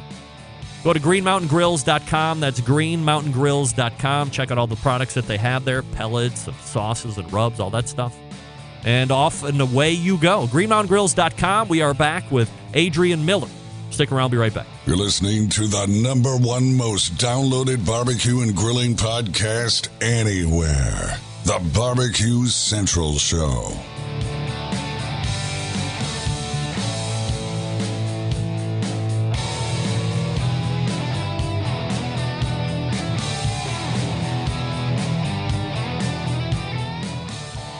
Howard Stern, Jim Rome, Dan Patrick, and Greg Rempe. The Mountain Rushmore of talk show entertainment. Now, let's get back to the BBQ Central Show. And this portion being brought to you by Pit Barrel Cooker, the most unbelievable outdoor cooking device on the planet, currently available in 2 sizes with a host of accessories. Whether you're a beginner or professional, definitely a cooker you want to add to the arsenal. Visit pitbarrelcooker.com and tell them the BBQ Central Show sent you. We will have either Amber or Noah Glanville on in 2 weeks' time. It was supposed to be this week, but their announcement of new stuff got pushed back a couple weeks. So, hey, we've rescheduled. We'll have them on in a couple weeks' time, and then you will be told all of the new stuff that's going on with Pit Barrel Cooker and pitbarrelcooker.com. All right, last week we had him on. We had some technical hurdles up front and didn't get through everything that I wanted to get through, and he was gracious enough to come back on this week. The author of Black Smoke, amongst other books, is Adrian Miller, and we're back with him. Hey, Adrian. What up? We are back, thank goodness, and your schedule is free enough for you to come back on, so I appreciate you making the time. And let's do this. I'm going to attempt to recap where we got last week, and then we can pick up from where we left off, and then if I'm off base here, you just jump in and tell me where I'm at. You take over the reins of the Memorial Day cook, and your dad approves, first and foremost. Yes. We love that. Yeah. The Black Smoke book origins were actually born out of the soul food book you wrote, and you realized that this was a subject that was going to then need its own book, which is out now. The goal of Black Smoke is to make sure that the African American heritage is given the proper credit for their role in the barbecue landscape, and that black pitmasters are given equal exposure in media today versus the, quote, same people over and over again. Through your research, Native Americans are the founders of barbecue as we know it today, but you've left the door open in case new info is found crediting African Americans or whoever else you might find. Let me ask you, are we leery about this because Europeans are writing the reference materials, or is this why we are leaving the proverbial door open at this time? Yeah, so that's a great recap, man. I'm impressed by your powers of recall. Yeah. So, so there's a couple things going on, right? 2 of the major players out of the 3 are oral tradition history people. So West Africans and Native Americans. So they're not from a literary tradition. So, I'm steeped in a literary tradition growing up here. And so, yes, we're relying on Europeans for basically the information about the early days of barbecue. And we know that sometimes they weren't really good at recording what they saw, and sometimes they had an agenda. So we're leery for those reasons, but there are depictions, right? There's stuff that we can look at and try to piece together. I wish they had paid a little bit more detail to some things, but yeah. So that's part of it. But a lot of the evidence points toward a Native American foundation. But it's not a shared opinion, right? There's some people out there that really believe there's an African provenance. I didn't see it, but like I said, if somebody connects the dots, then hey, because it's one of the most delicious things on the planet. So I would love to say it's from Africa, but right now it seems like it's from the Americas. And other things, just to add on this real quick, sure. Part of it is the Europeans that arrive in the Americas, late 1400s, they see what indigenous people are doing, and they talk about it as if it's something new. And they had been in Africa, West Africa, for at least a century before that. So I would just think that somebody would have commented upon that. So the last part of the recap that I was going to mention was that you also lent verification to Virginia being the birthplace of American-style barbecue, so much so that at the time, let's say like back in the 1830s, it was actually called having a Virginia barbecue. It wasn't just like, hey, we're going to get together and have a barbecue. It was specifically referenced, so that's a good place to say this is where it started, right? Yeah, and I credit Joseph Haynes, his book, Virginia Barbecue. For anybody who's really interested in this history of it, yeah, you should pick that book up. It's one of the better books. And, I started looking through newspapers, and it was interesting. I read an account of a Virginia barbecue happening in Kentucky. So then again, the fact that they didn't call it a Kentucky barbecue, but they said it was a Virginia barbecue hosted by a Virginian, cemented that kind of Virginia status as the birthplace of barbecue, Southern barbecue. All right, so we're talking with Adrian Miller here. You can go to adrianmiller.com and check out what he has going on there. You can obviously grab the book, Black Smoke, if you want. I've linked in the newsletter to a page that has the book, and there were spices as well. It was like a whole package that was going on. You're doing autographs too? I am. So yeah, if you order from my website, I'll sign it any way you want. If you want me to say I couldn't have written it without you, happy to do it. I'm just happy that you're getting my book. So the ongoing gag with me is if you send me a copy, I can go ahead and we'll do a contest, but then everybody wants me to autograph the author's book. So I always say hey, Jim, I hope you really like this book that I had no part in writing, blah, blah, blah. Thanks for listening to the show. And I mean, it's I think it started with Jamie Purviance 7 or 8 years ago. He actually sent me one of his books to autograph for him to send back to him. So it's, I'm it's doing one of that. those things. Yeah, absolutely. I'm definitely doing that. We will look to give away a copy of Black Smoke autographed by me. You will, of course, counter autograph before you send it to me, but I'll be sure to add my autograph. So let's go ahead and pick up from here. So, we kind of referenced it in the recap, but let me ask this question again just so you can expand on it a little bit more. Mm-hmm. When we talk about getting black pitmasters back into or back onto center stage or in the spotlight, because it doesn't appear at this stage that there's equal time for whatever the reason is. They're not getting the same amount of access, or as you would put it, it seems to be the same folks recurring on media, in publication, or on television. How do we get past that? How do we rectify that? Yeah, so one thing is we got to put the pressure on these shows. When they're not diverse, people need to chime in on social media and contact folks and say, look, what's up with this? Why aren't you having more African Americans or people of color on these shows? And so the good thing is that we are starting to see change. We're starting to see more cookbooks by African American pitmasters coming out. Rodney Scott's World of Barbecue is one example. And dig this, man. His book is the first by an African pitmaster in 30 years. And think about all the barbecue books that have come out. And I know of a couple others. Yeah. You mean in America? Yeah. Oh, okay. I was going to say, I know Robert Rainford has had, a couple books out, but he's technically Canadian, so not American. Yeah. Yep. And there's a British guy that's put a couple books out. But in terms of Americans, yeah, that's it. And then, we've got more barbecue shows coming out with diverse casts.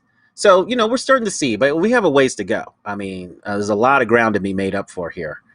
So I think one of the things is that we who love barbecue programming have to clamor for more diversity. And these shows will respond. Is it, I don't want to dive into the race stuff yet because I want to hold that off for a separate discussion. But, as a fan or somebody who champions barbecue shows, I'm not being hypocritical here when I say I'm not a fan of most barbecue shows because I don't like the format. I like the people on it. Most of them have been on my show as a guest. But as far as format, I don't like the chopped style shows or the perceived drama that's going on or the manufactured bullshit that's going on. So I don't go out of my way to watch them, but I do want to champion those. So if I'm not a minority or a woman or a black person or Chinese, whatever, I just kind of watch it, and I might say to myself, oh, it seems like it's the same people again, but I think that's where my mind stops. I don't go any deeper into that. Is that kind of a normal thought process? I think so, because I think people are just, they're there for the people who do like those shows, right? They're there for the competition. They're there for the spectacle aspect of it. So there may not be a lot of deep thinking about, well, why is it the same people over and over? Who gets conferred authority in this field, and who's getting the shine? And then ultimately, who's making the money, right? And I got to tell you, I didn't think deeply about this stuff either. Most of my deep thinking about barbecue by the time of the early 2000s was, hey, this tastes really good. And so it wasn't until I started watching these shows, and the pivotal show was Paula Deen's Southern Barbecue, whole hour show on barbecue in the South. Not one black person was on air. The closest we get is the sign of the Stubbs Barbecue, and Stubbs, CB Stubblefield was long dead. That's the closest we got. And so I'm thinking, like, how's that happen? And then I thought, well, maybe I got it twisted. Maybe it was Paula Deen's Scandinavian Barbecue, sponsored by Alabama White Sauce, and I just got it twisted while I was watching the commercial. Probably not. But is it so? Is the easy answer back to you saying, well, I want to do more diversity, or I want to have more of an eclectic cast, but I also have to go in turn and sell this to sponsors. So I need the money first before, or I need to get something cemented in with this station or this programming company before I can really do what I want to do. Right. That maybe have been a stronger argument 20 years ago, but man, barbecue is so popular. I just think no matter who you slap on, put on the screen, as long as you have a compelling format, it's gonna do well. So I think that case is less so today, because barbecue is just hugely popular, man. I kind of thought it would lose steam a few years ago. I see no signs of that happening anytime soon. And then, you watch these shows, and a lot of these people are really obscure. So, the kind of like get the celebrity, the A-list person, that just doesn't hold, man. Because I'm watching these shows, I'm like, who's that?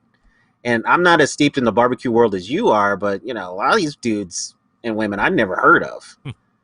So that even hurts even more. You're just like pulling all of these other people out, and you can't find one brother or sister who barbecues to put on this show.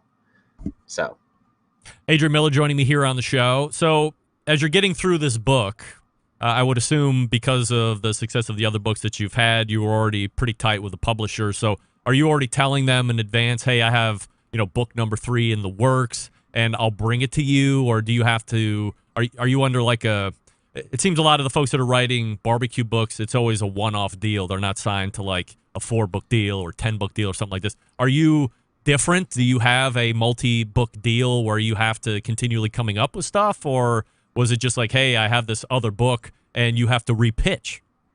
Yeah, it's more the latter. But, the good thing is, because of the success of my books, the pitch is much easier. And as long as it's in UNC, University of North Carolina Press's wheelhouse, they'll publish it. But I got to tell you, Greg, my upcoming books are going to be much more obscure. So I don't know if UNC Press will publish them. I might have to find somebody else, but we'll see. The only one that I think of that I want to write that's within their wheelhouse is a history of African-American street vendors, because they were the food trucks of the 1700s and 1800s. And I've got the lyrics and music for their street cries. So we can replicate what it was like to wake up in 1850s New Orleans and hear all these people, trying to get your attention and buy their products. When are those coming out? Those sound incredibly interesting. Yeah, so I would love to write that in a few years. The one I'm thinking about right now is a history of African Americans in Colorado, because 2026 is the 150th birthday of Colorado. So I thought a book timed with that. So I don't know if I'll do the street vendor before or after. Do we think that Columbus B. Hill is the pinnacle of that book? Because he did some huge cooks back in the day. Oh yeah. He'll definitely anchor that book, and I'm so glad you mentioned him. He's one of the favorite people that I discovered, and part of it is because he was in Colorado, my home turf. But the massive barbecues that he pulled off, 25,000, 30,000 people. I just think it's a story to be told. And I don't remember if I mentioned this earlier, but I found his unmarked grave no. site. And so, yeah, I'm going to work to get him a headstone and give the brother a great send off. He died in 1923 in obscurity. And I think people should remember this guy's contribution to our history. How do you find it? So I was just looking through an old newspaper, and they had a little obituary blurb, and they said where he was buried. So I went out there, and it's an old cemetery that's really not kept up anymore because they lost their water rights. And so it took a while to find his plot because it was unmarked, and I finally found it. And I had passed it so many times because it's just this patch of grass. And once I figured it out, I'm like, okay, this is where he is. Wow. You're totally investigative. That's very impressive. Yeah, I got a lot of spare time on my hands, man. Well, I mean, that's certainly inspirational, no doubt about it. Yeah. All right, so getting back to the book, if we're looking, if we haven't heard about it, can you give us a little, high level on what the book's about and what we can find in it as a potential buyer / reader? Yeah, so I start off the book by laying out the problem, right? This lack of diversity, and the way I say it in a cutesy way is I say, food media is just basically saying to African American barbecuers, that's my term, we're just not that into you. And so I talk about that, set that up, and then I explore the early history of barbecue, and I try to blow through the haze and bring some clarity as much as possible through the sources. And then I just start, I turn and just say, is there an African origin? I explore that. And then after concluding this Native American Foundation, I just explore different aspects of barbecue culture in the African American community. So I start out with church barbecue. Then I go to these barbecue freelancers, as I call them. So these African Americans who are just put on trains, stagecoaches, and boats all over the country to do barbecue. And then how they transition into being entrepreneurs. I talk about competitive barbecue.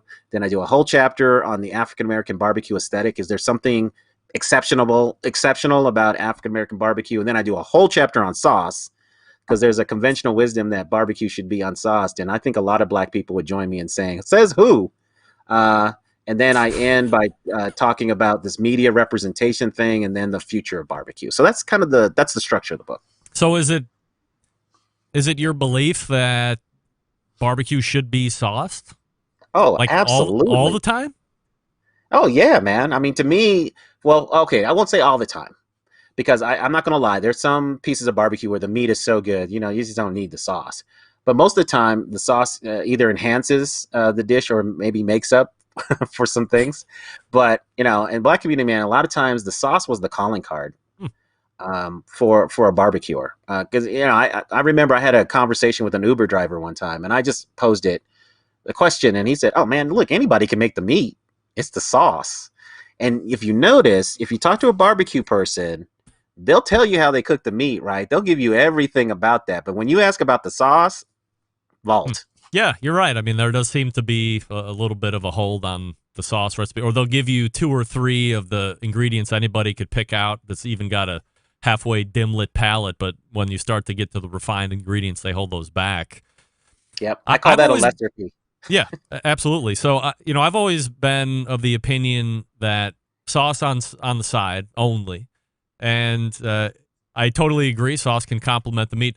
However, I also agree that it could make up for shortcomings, which is why when I used to drink, when I was really into wine, I only drank wine at room temperature, because heat or cold changes things. Same thing with the sauce, right?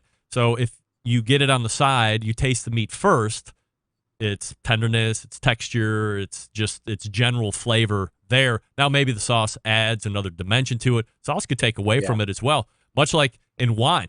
And especially with white wine, a lot of people like to drink that chilled refrigerator temperature, maybe even cooler than that, or drop some ice cubes in it. But guess what? When it's cold, it's hiding everything. If you take a glass of white wine out of the refrigerator and drink it, and then let a glass sit out for an hour or two, and then take a same sip, it's a completely different wine, because now everything is opened up. There's nothing hiding it. It's not making it thin, and it's a completely different bottle of wine, which can also go from being a really good bottle of wine cold to being a really piece of shit wine when it's at room temperature. But now you know what the wine is. Right? So that's why I've always been more of a stickler on the sauce on the side. But I'm I do have a secret sauce recipe that I give out if you subscribe to the newsletter. But I'm a big sauce guy as well. So let me do this. I'm going to do a quick read, and then we'll come back and we'll tie up on the book, and then we'll get into some other conversation. If that's all right with you. All right. Sounds all right. good. Stand by. We're talking with Adrian Miller. You can find him over at adrianmiller.com. You can follow him on Twitter, and he's pretty active over there at Soul Food Scholar, and interact with him. I'll talk to you quickly about Pits and Spits. Since 1983, Pits and Spits has been handcrafting smokers and grills in Houston, Texas. In that time, Pits and Spits establishing itself as one of the premier brands in high-quality offset smokers and more recently pellet cookers. Setting itself apart by using heavy 7 and 10 gauge stainless steel in every cooker, fully welded construction that you can feel when you use the unit, 304 stainless roll top lid and front shelf on every single smoker. So why does it matter? Well, by using higher quality materials, the smokers can reach and maintain temperatures, allowing you to worry more about the meat than the heat. By providing a fully welded smoker, you don't have to worry about grease or smoke leaking out of the barrel or that grill rattling apart as you move it through the backyard. And by using 304 stainless, you have an heirloom quality piece that you can pass down for generations. Now, where some companies focus on being the low-cost provider, Pits and Spits focuses on craftsmanship and using quality materials. Are there cheaper ways you could make these? Sure. But they don't like tack welds, cheap stainless, and electronics that you can't trust. Having in-house manufacturing gives them complete control of their design and standards, not something you find with stuff brought in from overseas. Their steel suppliers supply material to be used in some of the harshest environments around. So they will perform in any and all conditions, like here in Cleveland or Florida or Boston or wherever you're at. Their controllers are made right here in the States as well, so they have unimpeded transparency into the programming. They have a dealer network across the country. If there isn't one close to you, give Coy a call in the shop, 844-650-6250. Whether you're a backyard grill master or a competition cooking team, Pits and Spits has a product for you. You can check them out at pitsandspits.com, all spelled out. Or you can see their pits in the wild across social media with their handle at Pits and Spits. Once again, all spelled out. Pits and Spits, check them out. Love them. Pellet cookers are really popular. We're back with more Adrian Miller. Stick around, I'll be right back. You're listening to the #1 most downloaded barbecue and grilling podcast anywhere. The BBQ Central Show.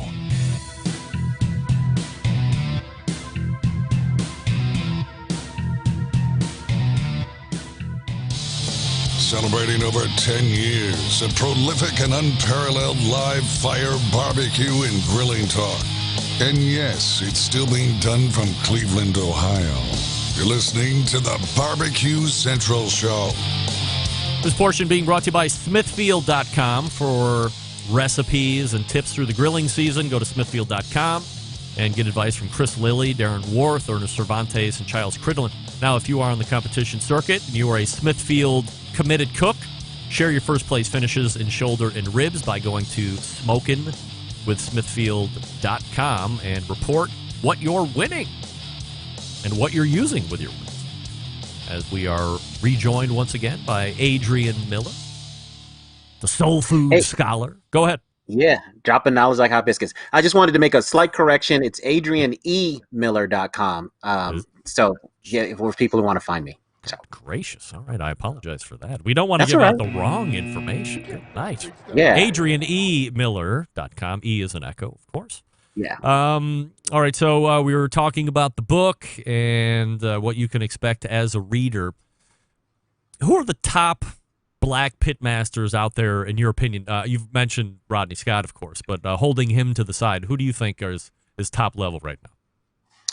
Man, I got a lot of love for Ed Mitchell, another guy who's been on the scene for a long time, North Carolina, whole hog guy. Hall of Fame nominated. Kevin Bloodsoe. Man, his place out in L.A., I just love his stuff a lot. And then I love the Houston joints. I don't know who the pitmaster is, but I'll just name the restaurants. Ray's and Burns and Gatlin's and Greg Gatlin in Houston. Those guys are doing some really great stuff. The interesting thing about Greg Gatlin is he has a woman named Michelle Wallace, who's his executive chef. So she is in the mix back there. Trying to think who else. The other people have died recently. So I was thinking about LC Richardson of LC's in Kansas City. And then I guess the guy at Q's Wings and Tips in Chicago. That was pretty good. And then there's a place in Cleveland I really liked. I don't know who the pitmaster is, but Mount Pleasant Barbecue. I don't know if that rings a bell to you. In Cleveland? You know, yeah. Dude, that was next level, man. And what I loved about the place is I had so many options, but you can actually pick where your ribs come from on the rack. So you can say the small end or the center cut. I was impressed. Were they spare ribs? Yeah, spare ribs. I'm pretty sure it's called Mount Pleasant Barbecue, and I liked Hot Sauce Williams too, but I really like Mount Pleasant Barbecue. Mount Pleasant Barbecue, 12275 Kidsman Road, Cleveland, Ohio. Yep. Well, I'm glad my memory's right. About it. Yeah, you got it. All right. Well, that's going to be on the to-do list. Okay. Brian Furman in Atlanta. Interesting guy. There's also a guy named Howard Conyers. I don't know if you know about him. He's a rocket scientist. Been on the show, of course. Oh, yeah. There you. Yep. Doing interesting stuff. So those are the people that come to mind right now. Yeah. Oh, I'm sorry. One other person. I'm going to have his barbecue in 2 weeks. Matt Horn out of Oakland. Yeah. Horn Barbecue. I get to check. Yeah. He's a hot piece of dynamite out there. Yeah. Social media game is tight. I mean, you know, a lot of people can learn from him in terms of building a reputation and getting the word out there. And then also, I'm sorry, the Jones sisters, Deborah and Mary Jones in Kansas City, Kansas. After their appearance on Queer Eye, man, their business has been booming. And then, you know, the cool thing is they have a barbecue vending machine. Have you heard about this? No. Yeah, they got a 24/7. So it's a machine, right? It's got sauce, it's got sandwiches, it's got like entree plates. I think that's next level. Interesting. And is that like in front of the store, so you can just get it whenever you want, or is it somewhere else? Yeah, I've only seen pictures of it, so I haven't experienced it myself, because when I was there a couple years ago, they hadn't rolled it out yet. So my impression is it's on the side of the store, but I'm not sure about that. Interesting. Yeah. Barbecue vending machine. I heard of a bacon vending machine over in Ohio State's campus 2 years ago, like pre-COVID. But I mean, that was so popular, it was like constantly running out because, well, bacon, of course, and everybody loves bacon. So, there's this ever popular Texas Monthly top 50 barbecue restaurants list. Do you foresee a top 50 black barbecue restaurants list at some point? I don't know, because I think the key to that is you got to have somebody dedicated to hitting all these spots across the country. And I don't know of a publication or somebody who's got that kind of resources. I mean, you know, I'm on the come up, but I'm still a broke brother. So, you know, I'm not the one that's going to be doing it. But I would love to see that. In my book, I have my top 20. And that was hard because I think I have a top 30 list, really, but, you know, I had to pare it down. But yeah, if somebody's dedicated enough to really just go and research these joints, I would love to see that. Adrian Miller joining me here on the show. AdrianEMiller.com is the website. If you want to check him out and grab a copy of the book Black Smoke, he will autograph it. And however you want it, as he said here a little bit earlier in the show. I talked with Meathead a little bit about it in the first hour. We have Juneteenth coming up here in, what is it today, the 8th, so 11 days from now. Your thoughts on Juneteenth, and maybe if you want to maybe give us a little bit more or fill in a little bit more background on the holiday itself. And it does seem to have, I mean, just the basis of it is interesting history, but it does seem to have this weird ebb and flow of popularity through, you know, those middle 1800s into where we are present day. Yeah, absolutely. So a way to think about Juneteenth is the last word on African-American freedom. So the story goes on June 19th, 1865, you know, well after the Emancipation Proclamation, Union General Gordon Granger arrives in Galveston, Texas, and reads General Order Number 3, which informed the enslaved people there that they were actually free.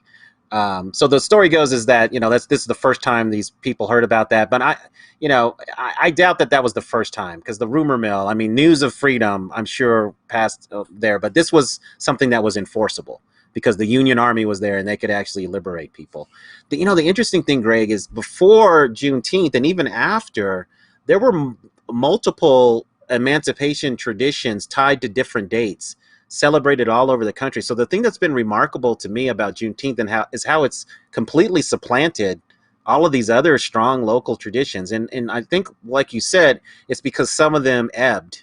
Like there was a certain generation that really celebrated them vigorously. And then, if the kids aren't into it and that tradition doesn't get passed down, it dies out. And it also shows that Texans are the best cheerleaders. because it's really expat Texans that arrive in different places that really revive Juneteenth traditions and help spread it around the country. That certainly was the case in Denver. For a long time, Denver had one of the strongest Juneteenth celebrations. So Juneteenth is known for the early celebrations were full of reverence. So they would read the Emancipation Proclamation. Formerly enslaved people would actually give testimony. There would be parades. Usually it was connected to a church. And then it started to get an entertainment vibe with more parades and playing baseball. But the one constant is the food. And in Texas, it was about barbecue and red drink and watermelon. And remember, red is a color and a flavor in Black culture. So we don't get caught up in calling things cherry or strawberry or that has hints of cranberry. It's just red. So in Texas, it was Big Red Soda was the kind of the preferred drink. And so that whole food connection plays on. And people have been saying that Juneteenth is associated with red foods. And, people have asked me, well, what does that red signify? And some say it's the blood shed of ancestors, enslaved ancestors. Some point to a favorite royal color of some courts in West Africa, of royalty in West Africa. So there's a lot of theories, but I think the bloodshed theory is the one that has the most traction. Will this year be the biggest Juneteenth celebration through the country, do you think? I think so, and just in terms of the sheer number of celebrations. So, for instance, next week, I'm going to Williamsport, Pennsylvania, home of the Little League World Series, to kick off their Juneteenth tradition. They're starting one, and so they've invited me out to be the keynote speaker. So I think the events of last year and the desire to affirm Black culture and consciousness of racial justice really ramped up interest in Juneteenth. And so people who are just now hearing about it and saying, oh, we don't have a tradition here, we're going to start Juneteenth. So I think in terms of just massive numbers of celebrations, yes, probably the largest ever. All right, so let's transition here just for a second in our remaining time this evening and talk frankly and openly about race and, where we are at this stage of the game in 2021. I think there's a hope or a want to say, well, if you look back 30 years ago and 40 years ago, it was much worse than it is now, and things are, much better, regardless of what we've been seeing here over the last 12 months, 14 months, that it's still much better now than it was. And I don't have a perspective to really give because I'm not a Black guy. I thought I was Black between 88 and 92, but I'm not. So, my running conversation is it's easy to say this or that, but the bottom line is this. I don't leave my house as a Black man every morning and live that life every day. You do. So I know it's different for you than it is for me because maybe where the communication wasn't as prevalent or the instant, this is what's happening and that's what's happening as it was, 20 years ago as it is now. It's obviously different. So where, in your opinion, do you think we sit in this whole racial situation in 2021? Yeah, so despite all of the absurdity and the sadness and all the things that are associated with being African American in this country, what leaves me hopeful is over the last year, I know that I've experienced more affirmation than I've ever experienced from various white people. I know that white people have been reading the books on anti-racism, have been having discussion. So one thing, when we first were in this moment right after George Floyd was murdered, I wondered if it was going to be the same old, where we pay a lot of attention for 2 months and then we're off to something else. And that has not happened. And that is surprising to me. So where I think we are now, and I'll just talk about the white side of the equation, is that I think there are a lot of people now that they've had their consciousness raised. They're aware that, hey, things aren't right. I think what they're grappling with now is, well, what do I do? Yes. What do I do to actually help for racial justice? Help racial justice, and that's where the books and discussions are helping. But I think still people are grappling with that.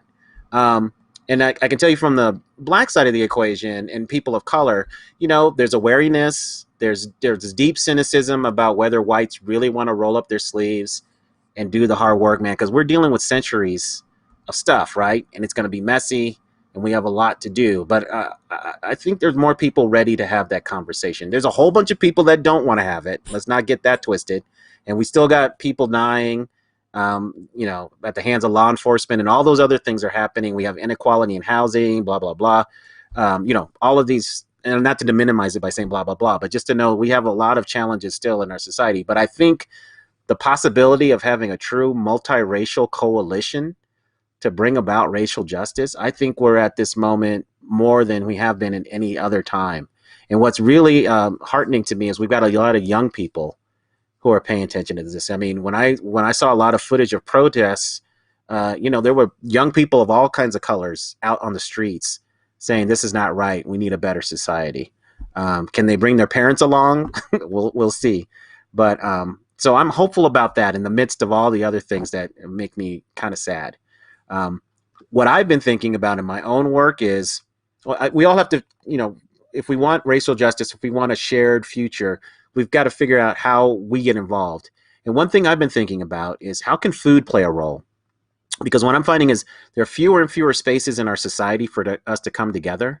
And I think the table is one of those few places left. Mm-hmm. The thing I haven't figured out, the circle I haven't squared is, how do you get the person who doesn't want to hear about race, doesn't want to talk about it? How do you get them into an inviting space where they'll at least listen and maybe engage? I haven't figured that out, because in a lot of the spaces that I've created to have dialogue, it's usually people who are, they're down with the cause. And that's needed, right? Because we all need to recheck in with each other, learn from each other. But we really have to start expanding these circles to get the folks that don't want to hear it. Is it worse to have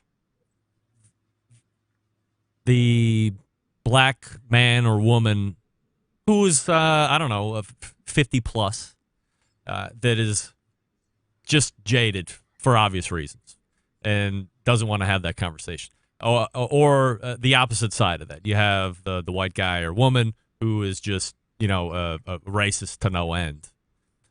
Or is it worse to be somebody? Oh, I stopped that. Come on. Is it worse to have somebody that appears to be apathetic, or maybe not apathetic, but as you said, doesn't want to have the conversations just because it's comfortable? They're not, this way or that way, but like those first two people I talked about.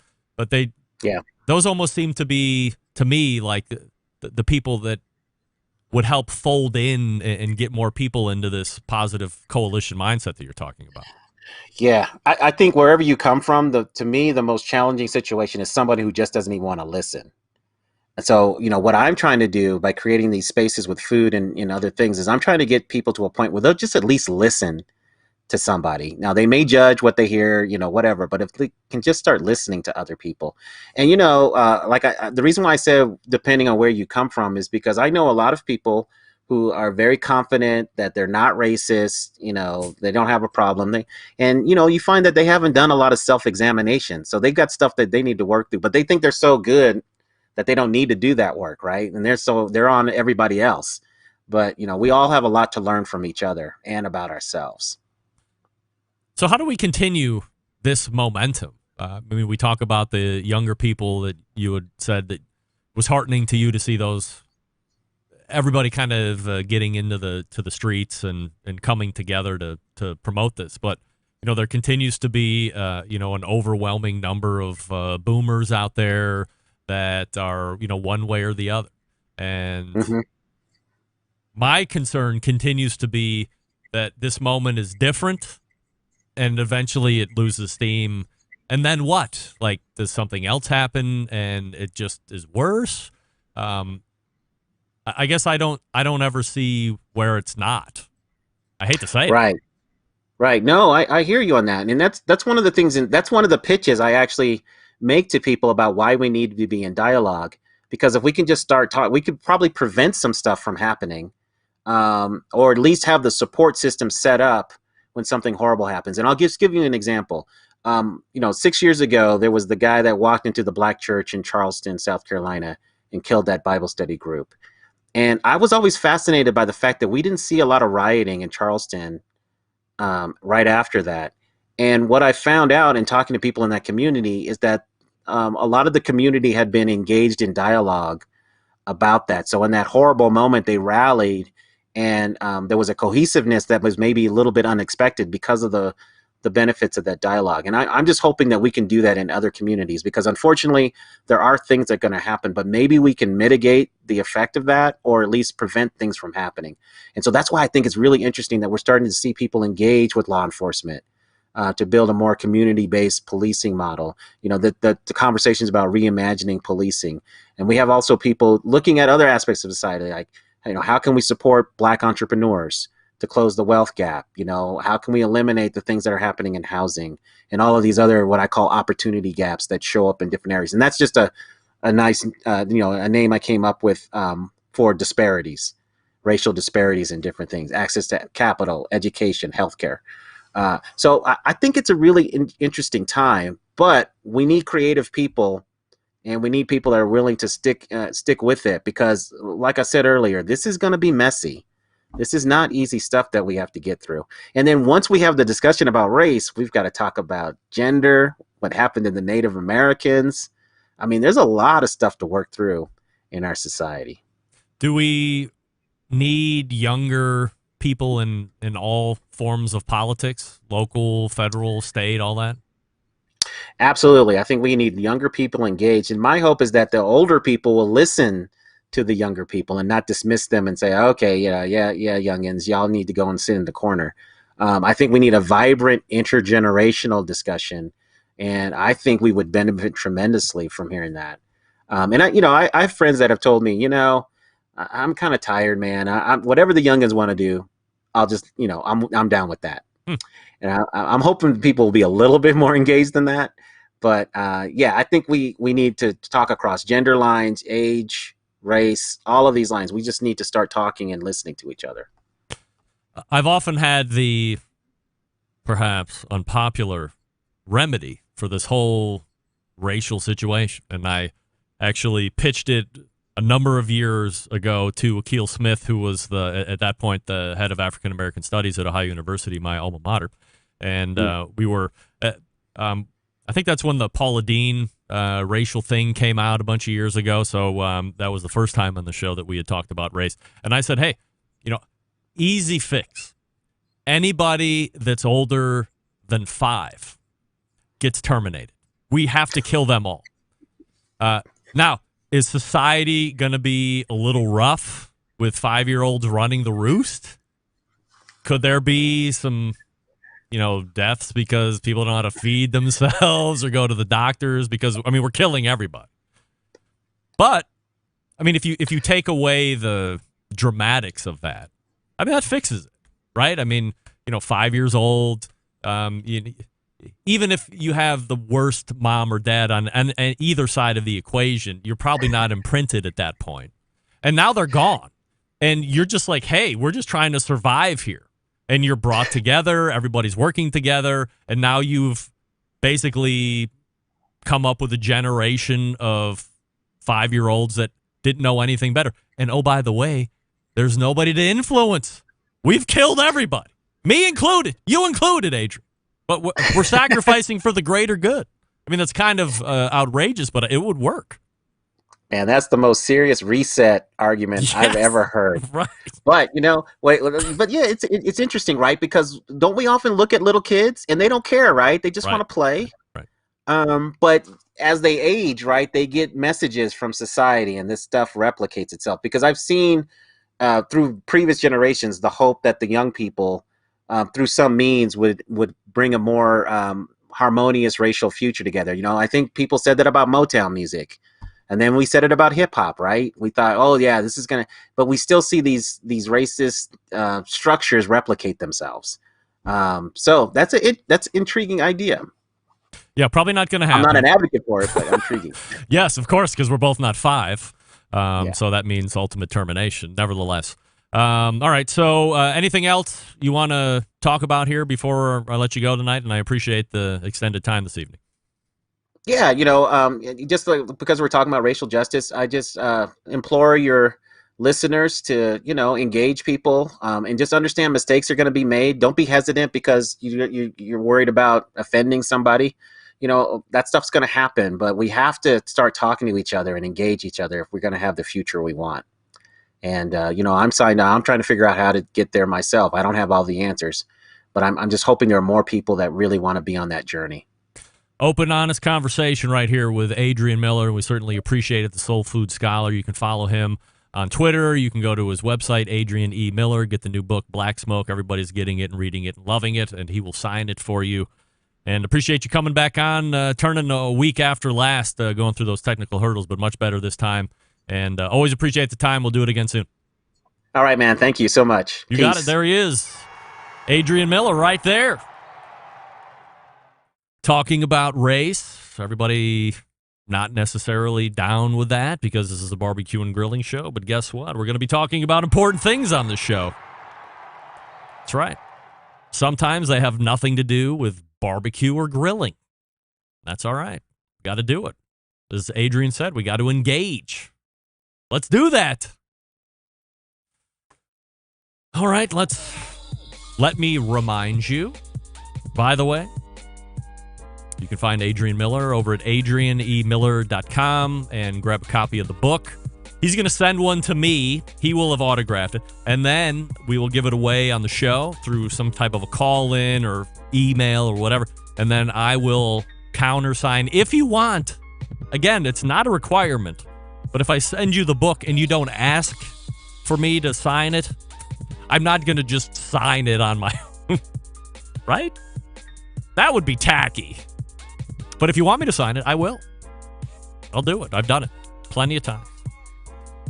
All right, let's go ahead and wrap up this show. We'll be right back, and we'll do that wrapping. Stick around. We'll be right back.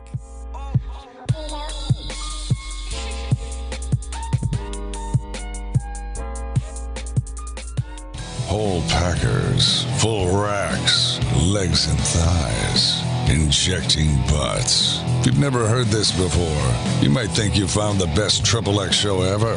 Let's get back to the most homoerotic host out there today, Craig Rimpey. Welcome back. This portion of the show being brought to you by Vortic Watch Company, a small batch custom watch manufacturing and vintage restoration company located in North Colorado. They take the antique American pocket watch and turn it into a wristwatch, just like this. Their mission, preserve and enhance the legacy of manufacturing excellence in America. In order to do that, they combine traditional, cutting-edge technology to create unique, quality, functional timepieces with exceptional value. Here's the coolest part. Each watch that Vortic makes is unique and one of a kind. Vortic founded on the motto that America wasn't assembled, it was built. Check out VorticWatches.com for more information or to grab a watch. You got to sign up for the newsletter because they do one watch a day. I think the one yesterday looked almost exactly like this one. It wasn't this one, but it almost looks exactly like that one. It was in Illinois, or I think they call that the Elgin. I don't know if it's still available for sale. It was earlier this afternoon, but like most of their watches, they're probably already gone. So sign up and be ready to buy if you find one that you like. All right, let's get out of here. All the way back in the first hour was Meathead for 2 segments. We talked about his induction into the 2021 BBQ Hall of Fame. We talked about his rebuttal to Derek Rich's most popular barbecue websites that he posted a handful of weeks ago. And we ended with a short discussion of Juneteenth, and then we went to the second hour where I called out famous Dave Anderson. Dave. And then we talked with Adrian Miller, finished up the Black Smoke talk, and then we had some state of where we are with race relations in 2021. Good conversation that followed there. So if you're just tuning in, that will be up Thursday in podcast, or you can go back and watch the video archive as soon as I hit the stop stream button, and it will archive automatically. I don't believe I said anything that I'm going to then pull the video down like I did last week. That was a mistake on my part. But it should be ready to go. Big show planned for you next week. Steven Reichlin is in. We also have, I believe, the Texas Monthly barbecue editor, Daniel Vaughn, being in, amongst others. September 11th, 2001. I will never forget. Till next Tuesday at 9 p.m. Eastern. This is your program host and proud U.S. American, Greg Rempe. Good night now.